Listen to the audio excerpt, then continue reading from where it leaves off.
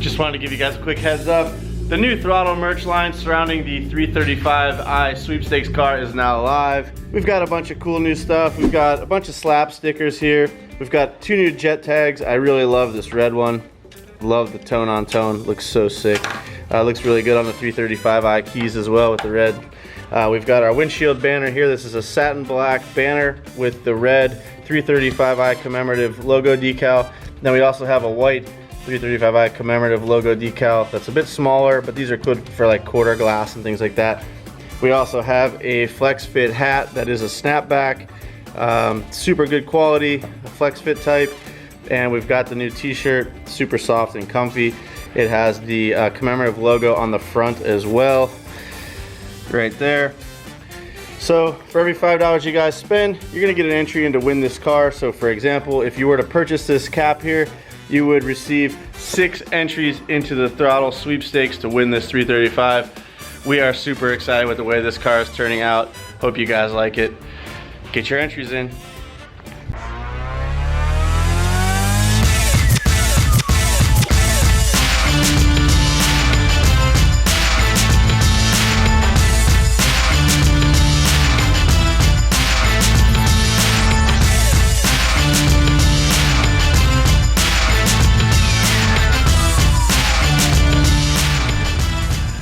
What's up guys, welcome back. As you can see, we're in the shop and we've got our 350Z behind us, and that can only mean one thing. We are gonna start putting the Tesla drivetrain in, and that all starts today. As you can see, we've got the Tesla power plant mounted down underneath the car already in about its location. It will be tucked up underneath the chassis quite a bit more than that, but for now, we wanted to get it sorted out left to right, front to back, and that's about where it's gonna sit. So, that said, today is exciting because we've got our experts coming down today. Ricky and I are gonna build this car in-house ourselves, but we are enlisting the help of some people that are integral in the electric vehicle community. And the nice part is they're all based in San Diego. We're so lucky. So we're waiting on the guys from Autobahn who own Tesla parts on Instagram. If you guys are gonna do one of these conversions, they are the ones to go to get all the parts to do this type of conversion. You can find them on Instagram at Tesla Parts. We've got Stealth EV Matt coming down. He is also an expert in this space and does a lot of electric car conversions, and he's from North County, San Diego. Then we've got our great friend Eric from Ilk Fab. He's from South San Diego, and he will be assisting with a lot of the fab work and concepts to get the subframe into this car. So once those guys arrive, we're gonna go ahead and get cranking. I'm gonna bring you guys along for the ride. I'm super excited to get this project underway. I hope you guys are too. Here we go.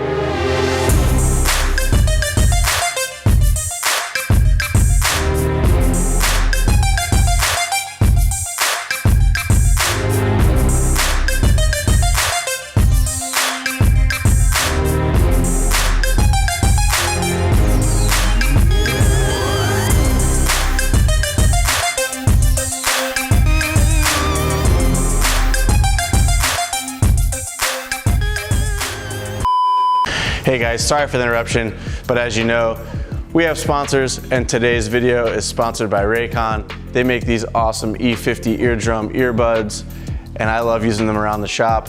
They're very stylish looking. You can pick all kinds of different colors. They sound good, they're lightweight, they last up to 5 hours. They're easy to charge in the compact charging case that comes complete in the kit. And what I also like about this is that they come with different size earbud pieces that fit each person's ear. So I have a small ear opening and they have very small adapters. It really helps these be comfortable in my ear.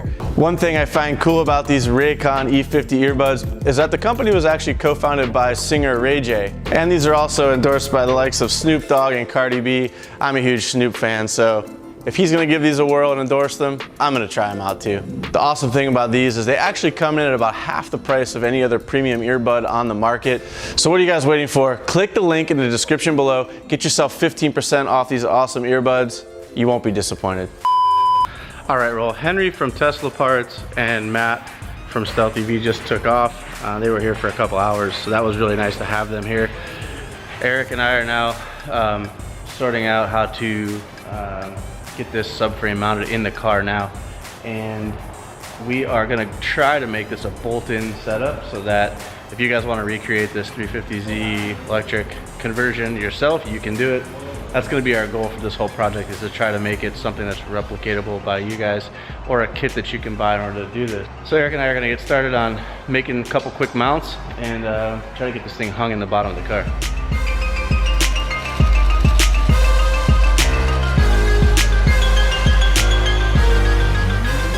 Okay, so Eric's the lead Fabby on this job for the Tesla project.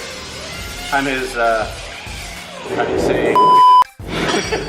So I'm making up some plates for him real quick. I'm gonna make 4 of these. I already made 3. And basically what we're doing is making a mock-up mount that will then be used to be basically redesigned and milled out of a chunk of aluminum instead of a bunch of steel that we're putting together. But this will get the subframe hung in the car and mounted.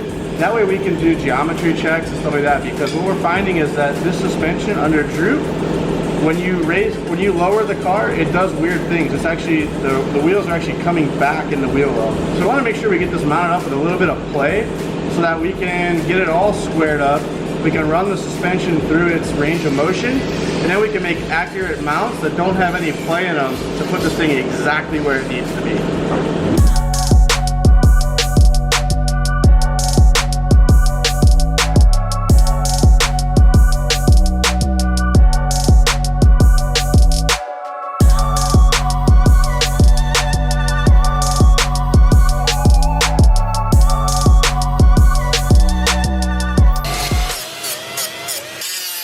First time using my new 3M grinder. Holy cow. Speed adjustable and settings. Man, big league. I'm not worthy of this type of fabrication equipment.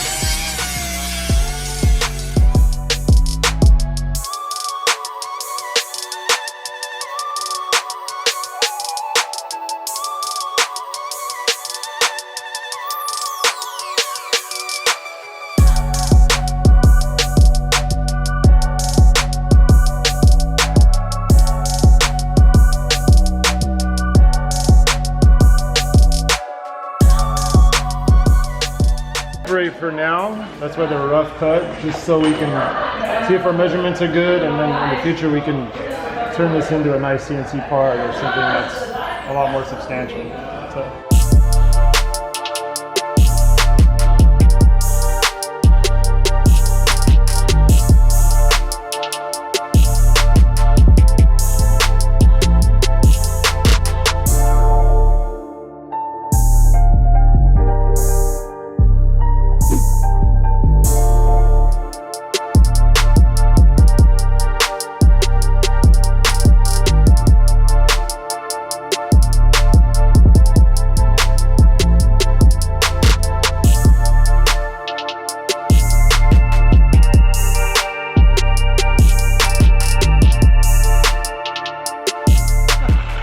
Wow, that is a very structural part of the car. So this is the old subframe mount. Actually, you cut right through it, Eric. Yeah. It's nice. What's cool about Eric making these nice clean cuts is we can go back and plate this for structure.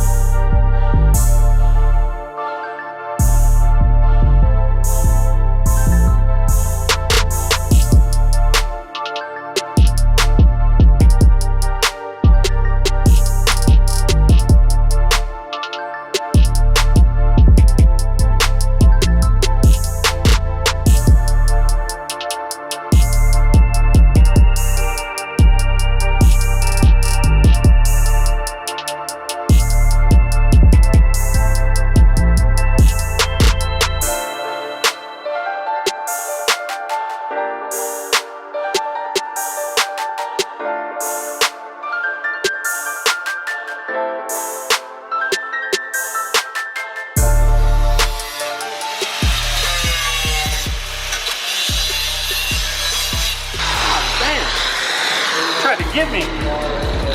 Okay, so as you guys saw, well, maybe I think you saw, so we had this bolted in, and so what we're finding is that we need more clearance for the top of the motor here to the frame. What we don't want to do is just chop this out completely because we don't need to remove all of it. What we can do is cut off two sides of it and then put a piece of angle in and box it out so that it retains its structure and we don't have to make our own bar to go in. So I'm just removing the parts that we need for clearance.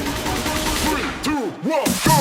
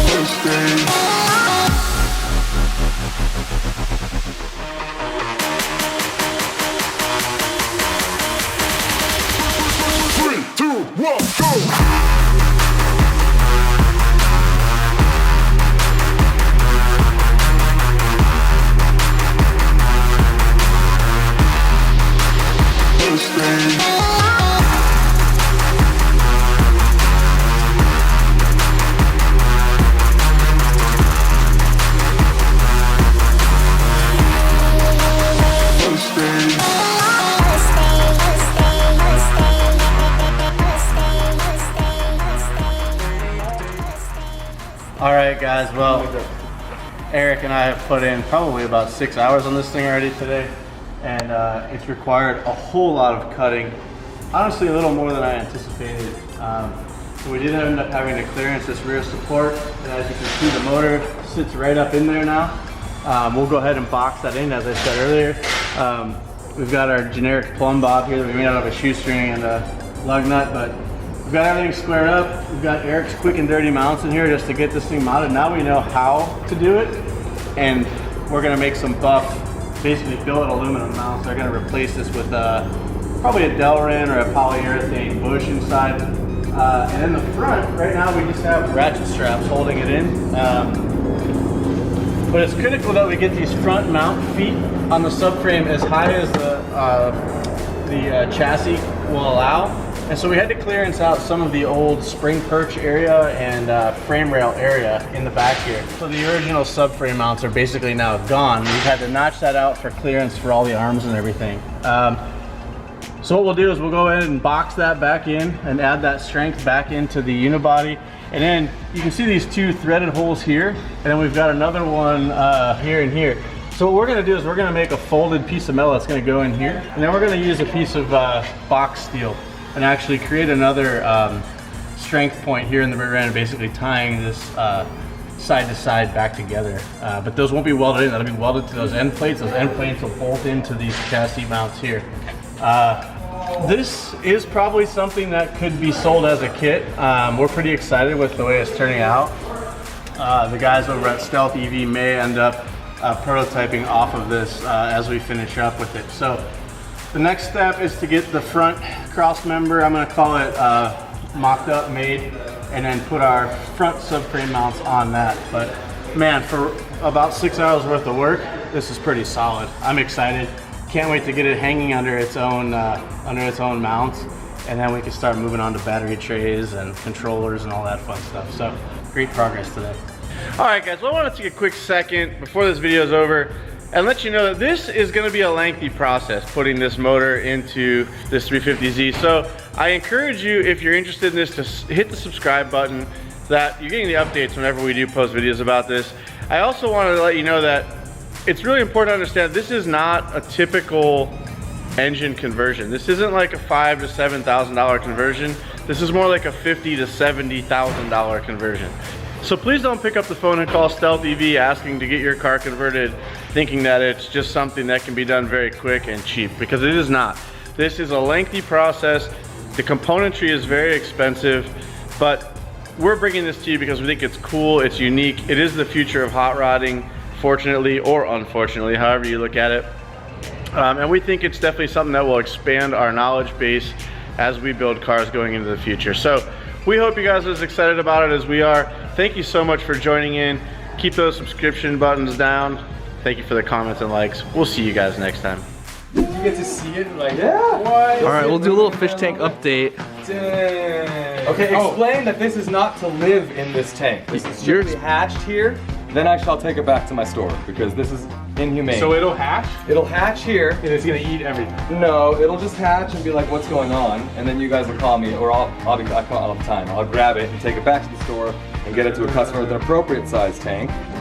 But Rick was asking for this. He's been asking this for a while. So I figured let's just go ahead and do it. Get her done. You're behind Tom, Mr. Baby Man. Oh! Throwing a great white in there. Wait, you're joking. Shark egg? Shark egg. Shark egg, which I will. Wait, that's an egg. Yeah, I'm gonna clip it here, and then it'll hatch, and I'll come get it. Wait, who's having a baby? It's gonna hatch and you're gonna. We're having a baby. Yeah, because this tank's not big enough. Yeah, it's gonna be a baby shark. Baby shark, you do. That's my life now. Hey, by the way, I'm not dead. I'm just at home with the baby. He's not dead, he's a dad.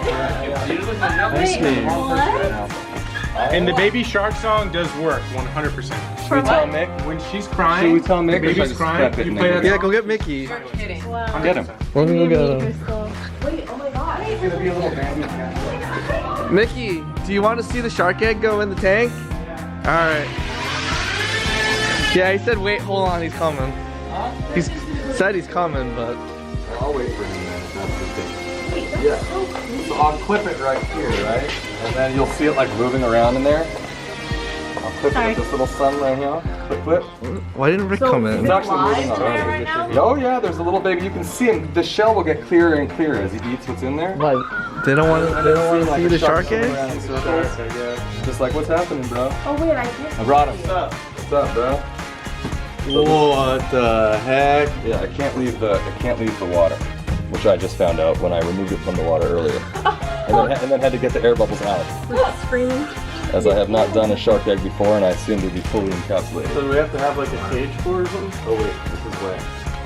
Can I put it on there?